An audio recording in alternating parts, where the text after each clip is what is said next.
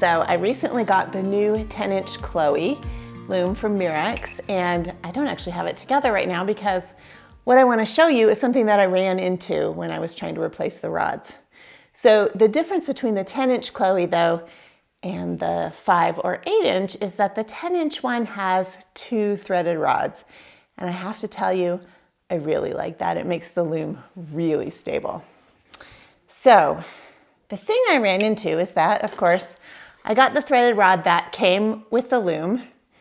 I think this is the standard length. I think it's 14 inches.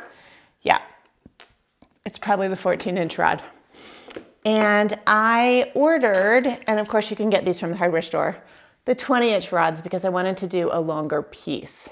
And trying to switch out the shorter rods for the longer rods, I had screwed this nut on the end of the threaded rod very tightly and got really frustrated yesterday because I could not get it off. And then I remembered something that one of my students taught me in a retreat recently. So with a lot of thanks to Karen and John, Karen had a Mirrix there that she was actually replacing on a standard Mirrix, a big sister, the threaded rod for longer ones. And there's various reasons that you might want to do that if you have a Mirrix. I have to say that I just use the threaded rod, the warp extenders, but it's not as elegant as actually just putting on longer rods.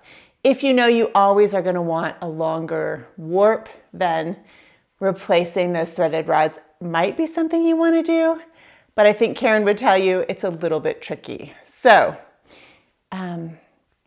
at this retreat, she was working on finishing up this replacement of the threaded rods before she warped the loom, and had a similar issue where she couldn't get one of the nuts off the bottom of the loom because it was so tight. And so she worked with John on a little trick that I didn't know before, but I have since Googled it and it is a common thing. If you can't get a nut off of a piece of threaded rod, of course you don't want to just use a wrench around the threaded rod because you could damage the threads and then you won't be able to use the threaded rod. So what do you do? So here we go. These are the 2 parts of the Chloe. I have actually taken the other, what the hell do you call these things? The teeth off, whatever they're called. The bottom, because I'm going to replace them with, I think the 10s. I haven't quite decided whether I'm going for the 10s or the 12s. But the problem is I can't get this rod out of here. Well, I could get it out of here by taking these off, but I can't get this end nut off. And so the trick is to use 2 nuts, and I just used the 2 nuts that actually were already on this rod because I had the stand on it as well. And I actually use the wrenches from Mirrix, and you want to put the 2 nuts up close to each other and then tighten them together. So let me get the right. So this worked with these little wrenches from Mirrix. Maybe they will. Oh my gosh, they're just like a exact fit, so sometimes they're really hard to get on. You can use any kind of wrench you have. Okay. There's one, there's the other. I'm going to tighten them together. There, I've gotten them apart, so now they're loose. And I pulled the wrenches away from each other to do that. And to tighten them, so I want them to hold together.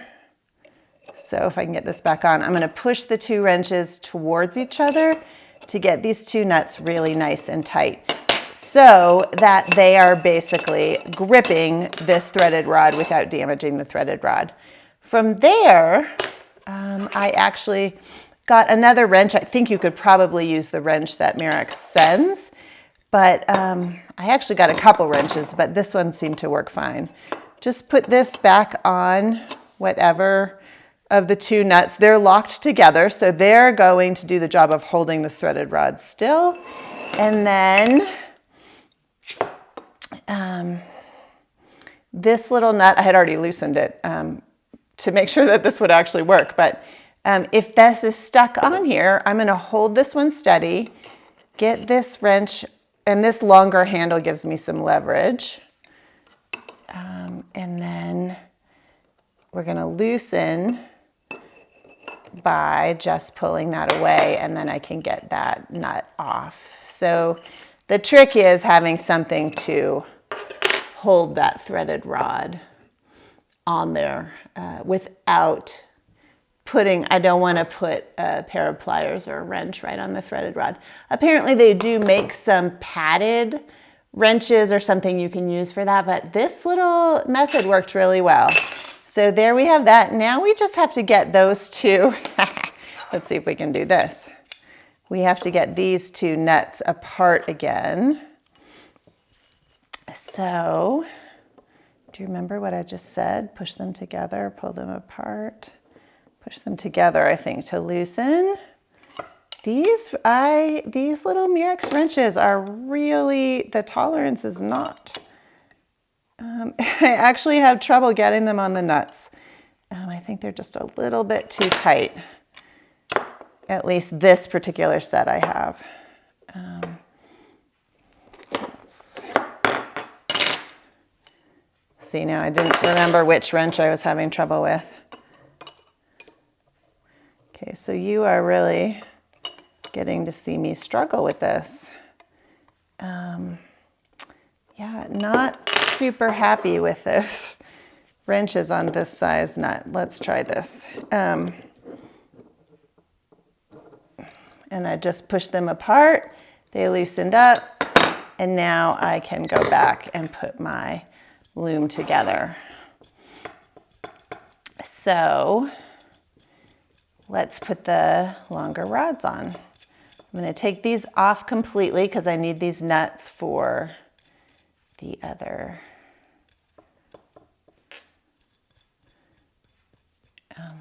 rods.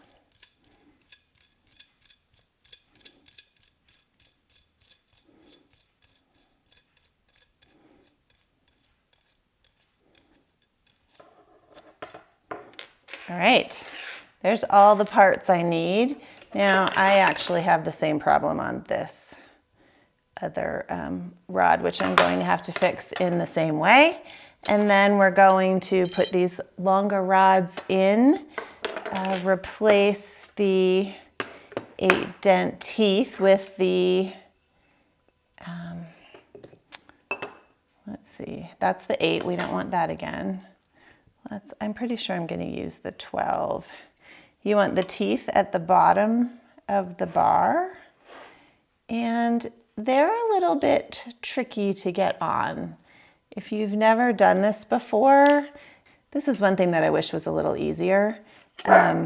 Sometimes I will like lick my finger or use a tiny bit of some kind of glue to get this little washer. If you're careful, you can just put it in there and look where it is. Don't forget to put that back on. And then I'm holding that little washer in there with this hand, my left hand. And then I'm gonna screw it in with a little Phillips head screwdriver. It's a little bit fussy to get these on, I will admit. But it is really nice that you can change these teeth. Okay, I'm just gonna get this lined up with the ends and then tighten that down a little bit. Okay, I'll do the other one and I will take this off and then I will put the new threaded rods on. Okay, I got the nut off the other end of these shorter rods. I'm going to put these aside. These will be useful for all the Mirrix Chloe or saffron looms. And let's put together this 10-inch Chloe. So this does have the little Mirrix label on it. Maybe I'll put that one at the bottom and this one at the top. I think, yes, you want them to go this way with the teeth on the bottom of the bar because these teeth are curved backwards, and the idea being you don't want the warp to slip off. So you'll need one of these nuts that I couldn't get off on one end. And then the idea being that this is going to go through both bars and we can have a loom that's quite long. I also, of course, need to put some other nuts in there. I can't remember. Let's see. I think the wing nuts go on the top because those are the ones we're going to adjust. So we're going to use these, one at the bottom, and then I'm going to use 2 of them for, along with some washers, for the stand for this loom. It comes with, if you get the stand, 2 of these, which will hold the loom upright. And then I should have taken a picture of this before I took it apart because I didn't realize there were so many washers happening here, but I'm pretty sure I did not have a washer at the bottom. Oh, I think there's 2. I think that the washers are all for the stand.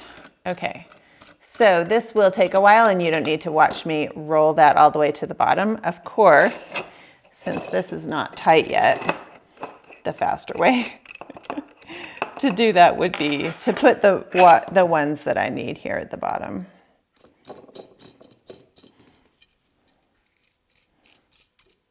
From the other end. So I need, let's see. Oops. I'm going to need 1. I'm going to put the ones down here for the stand. So I'm going to put 4 washers. You guys at Mirrix, let me know if I have arsed this up. I feel like there were 4 for the stand, but not completely sure. Actually, let's compare it to my other Chloe. Yeah, here is the 8-inch Chloe. I currently have a 12 dent comb on it, but let's look at this is how the stand is set up for this loom, and indeed there's 4 washers. So the stand goes like this, and you tighten it, and then it leans like that. So the same thing happens with this loom, it's just that there are 2 of these little feet, and I suspect I'm going to want them connected, and I may rig that up somehow. Okay, so I'll just show you one of these rods, and then you can do the other one. So I know I'm going to want these up here at some point, but I just need them up high enough that I can put the thing together, and then the stand can be adjusted later. You could also replace these little nuts with wing nuts, which might be nice, just because they're a little easier for your fingers to tighten. You don't have to have the wrenches at hand. You can just use your fingers. I suspect I will be doing that myself before long. Okay, there's the bottom nut, and then I need 1 more of these, and then you'll see where I was going with this.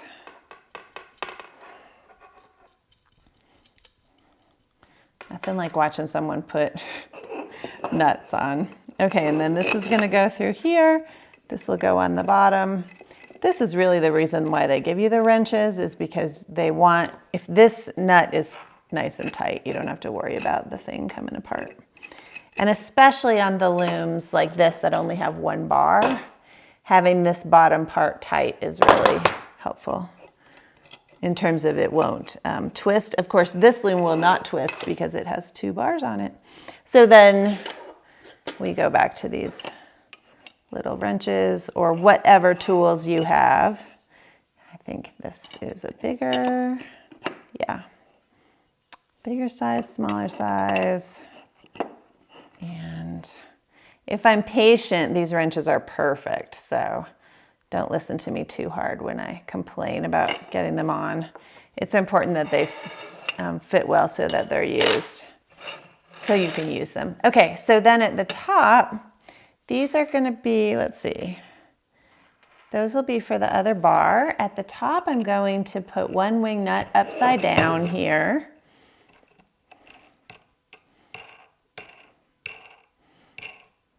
And I haven't decided how much warp I want to put on this.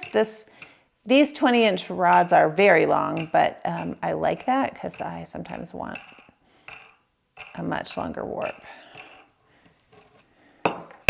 And then this will go on again with the teeth towards me at the bottom of the bar. And then the other wing nut with the little nut, the wing parts up.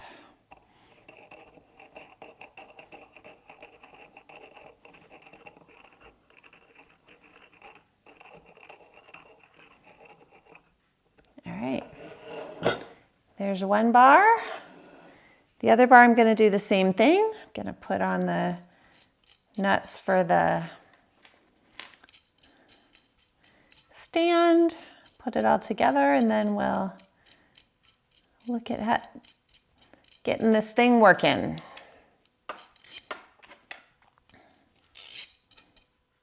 And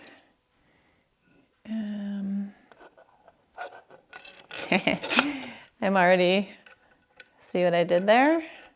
We got this one on, but let's see. I don't have enough room to get it in the top. I would recommend you do the bottom part of both of the rods and then put them in.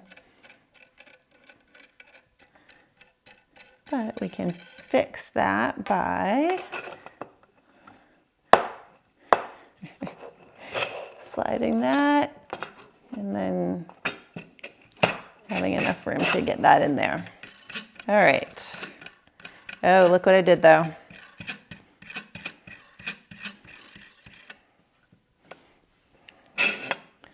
I need one wing nut on here before that goes in.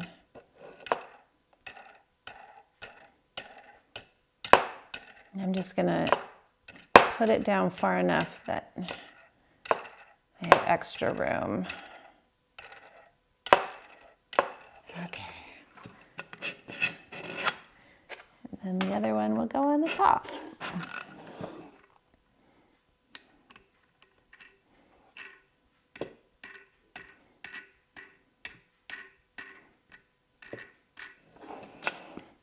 All right, and then this, of course, can go back up.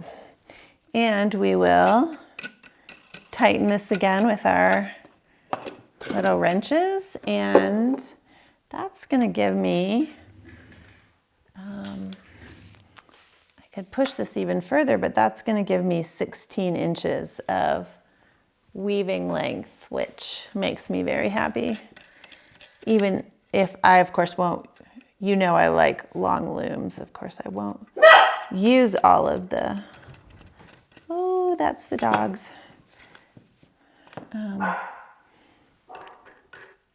Oops. I want to get that bottom one tight, and then we're going to tighten these two together again with our trusty little wrenches. Okay, push them apart nice and tight, and there we are. Almost ready to warp this thing just with a few adjustments. Hope that's helpful.